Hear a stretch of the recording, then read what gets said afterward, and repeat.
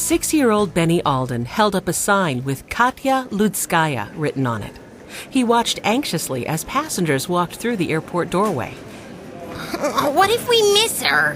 He said to his sister Jessie. We won't, Jessie replied. At 12, she was the most organized of the Alden children. She had made the sign. We know Katya is on this plane. But we don't know what she looks like, Benny said. And she doesn't know what we look like. Well, that's why Jessie made the sign, said Henry, the oldest at 14. Her coach told us Katya reads and speaks English. She'll see the card and come over to us. Violet Alden leaned over Benny's shoulder. The Russian girl they were waiting for was 10 years old, exactly her age. She was as excited as her little brother to see their house guest. The crowd is thinning out, Jessie observed. Katya was probably sitting in the back of the plane. This was a long journey, Grandfather said. Katya flew from Russia to New York, then changed planes for this flight to Hartford, and we still have to drive home. In just a few days, their hometown of Greenfield, Connecticut, was hosting a gymnastics competition in the new Greenfield Sports Arena. James Alden had offered to sponsor one of the foreign gymnasts. Many athletes relied on people like Grandfather to let them stay in their homes. Otherwise, they couldn't afford to compete in other countries. That must be her, Benny cried, spying a small blonde girl. She wore a blue warm-up suit and carried a red sports bag. The girl scanned the waiting area with worried blue eyes. Then she saw Benny holding the sign with her name on it and smiled with relief. The Aldens hurried forward. Hi, Benny said. Are you Katya? Yes, I am Katya Ludskaya, the girl replied. And you are Benny, yes? She pronounced Benny's name with a funny Russian accent. Grandfather held out his hand. I'm James Alden, Katya. Welcome to the United States. Thank you so much, Katya said shyly. This is my first time in your country. Well, let's get your luggage and drive home, said Grandfather. Then you can see more of America than the inside of an airport. Violet was surprised that Katya was only a little taller than Benny.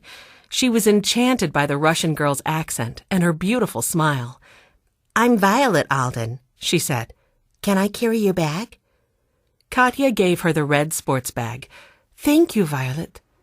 I'm Jessie, Jessie said, as they rode the escalator down to the baggage claim area. And this is Henry. We're glad you're staying with us, added Henry. I am so happy you are having me stay, Katya said. Benny half turned on the moving stairs to look back. Mrs. McGregor is cooking a special dinner tonight for you. Hamburgers and French fries and pie.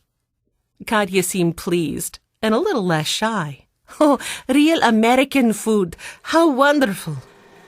Downstairs, they walked over to the carousel, where suitcases, boxes, and bags from Katya's flight were going around on a conveyor belt.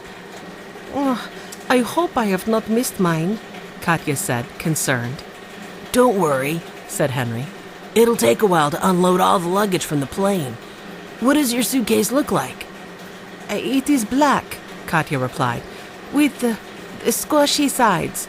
I don't know what you call it. Is it like that one? Jessie pointed to a green duffel bag. Yes, only black. Then Katya cried, There it is! But as she reached for the black duffel, a man with black hair and a yellow cap pushed past her and grabbed it. Hey! Benny cried, but the man had already left. Grandfather pointed to the carousel. That bag belonged to that man. There are lots of black duffels, Katya. We'll have to check them all. Oh, this one is mine, said Katya when another black duffel came around. I am sure of it. Relieved that they'd finally found the right bag, Henry grabbed it quickly before it passed. Got it. Now we can go home, Benny told Katya. I hope you like our house. We have a dog named Watch, but he's real friendly. Benny, Jessie said, laughing. Katya will be with us all week. That's okay, Benny, said Katya. I want to hear about Watch and anything else you would like to tell me. Henry shifted Katya's bag to his other hand. We want to hear about your family, too. What is your house like? asked Violet.